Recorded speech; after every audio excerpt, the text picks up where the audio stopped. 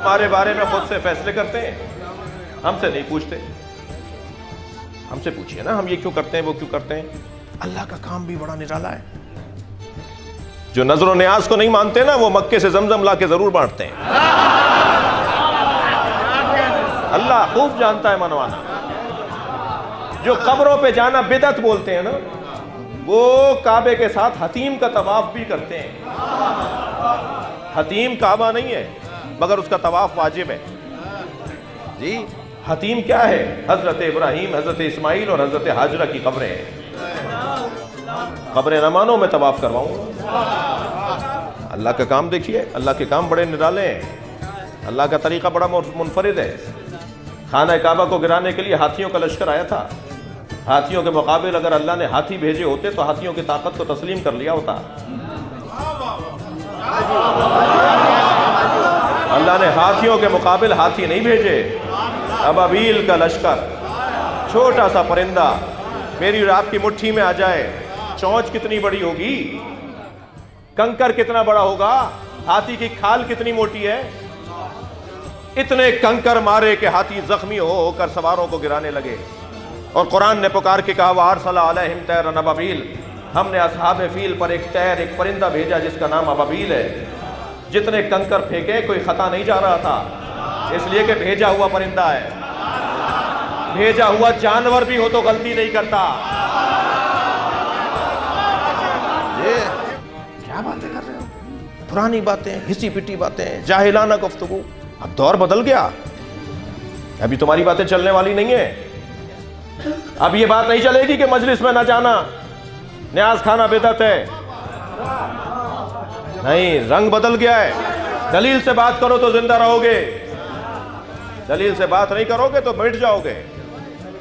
1.5 मुल्क से ज्यादा नहीं है 56 ममालिक के अंदर हम लोग,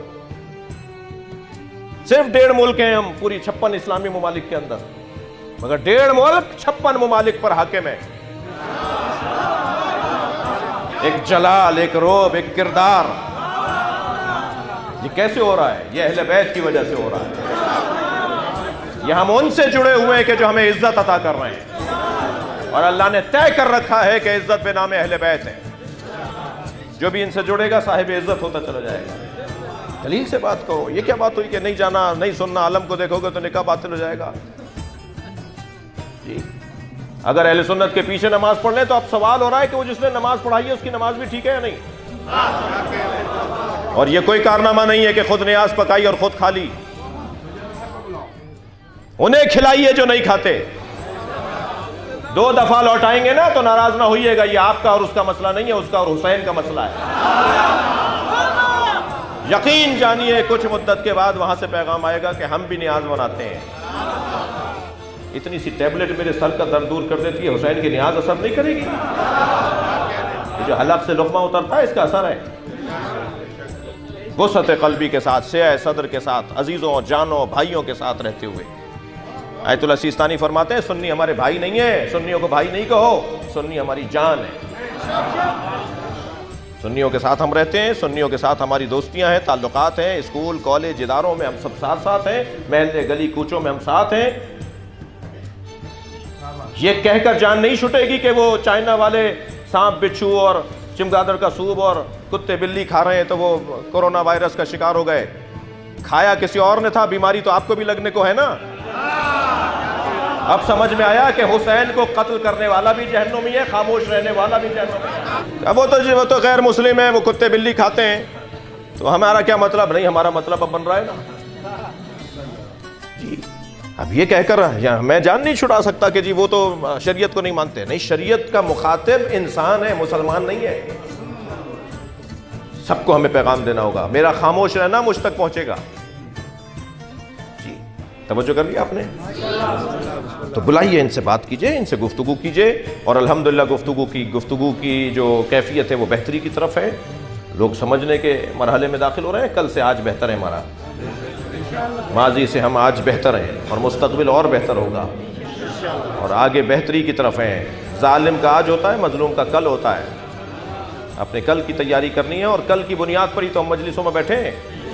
नमाज पढ़ते हैं कल की उम्मीद पर, रोज़ा रखते हैं कल की उम्मीद पर, हज करते हैं कल की उम्मीद पर, जी सब जमा होकर बैठे हैं कल की उम्मीद पर, मजलिस में बैठे हैं कि खबर अच्छी हो जाए, मजलिस में आते हैं ताकि आखिरत अच्छी हो जाए।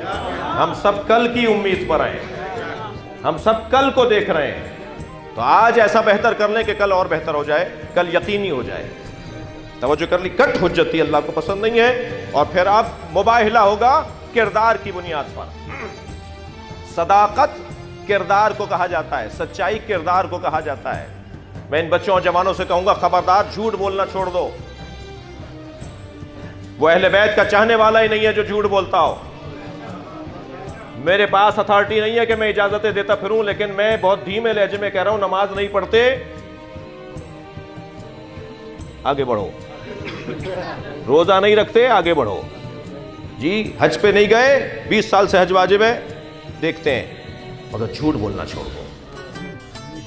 सरकार की खिदमत में एक गुनहगार तरीन फर्द आया, या रसूलुल्लाह बुराइयों में घिरा हुआ हूं, सारी बुराइयां एक साथ नहीं छोड़ सकता, एक बुराई बता दीजिए जिसे छोड़ दूं, इससे ज्यादा नहीं कर सकता।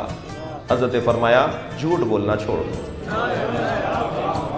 बस एक बुराई छोड़ दो, झूठ बोलना छोड़ दो। जी दूसरे दिन चोरी करके निकला, सरकार ने फरमाया था रोजाना आना मेरे पास। दूसरे दिन चोरी करके निकला, रास्ते में एक आदमी पर थप्पड़ मारा, चलते हुए एक आदमी को तकलीफ दी, आगे बढ़ा कहा, रसूल ने पूछ लिया कि आज तुमने क्या किया है, और मैंने कहा कि मैंने कुछ नहीं किया, तो झूठ बोलूंगा, नबी ने तो कहा सच बोलो। दूसरे दिन फिर वो गुनाह 3 और कम हो गए, चौथे दिन और कम हो गए। एक हफ्ते में नबी की खिदमत में आके कहा झूठ नहीं छोड़ा, सारी बुराइयां छुट गई। अहले बैत का चाहने वाला झूठ नहीं बोलता। जी जो सच्चों का नारा लगाता हो कि हम सच्चों के दरवाजे पर हैं, वो झूठ बोले। मैं इन बच्चों और जवानों से कह रहा हूं, अगर इस शायद 1-1.5 हज़ार आदमी इस वक्त यहां पर मजलिस में है, शायद ज्यादा हो, अगर 5 बच्चों ने भी इमाम हुसैन से वादा कर लिया कि आज मैं आपकी मजलिस में वादा करके जा रहा हूं, अब झूठ नहीं बोलूंगा, तो कितना खुश होंगी सैयदा।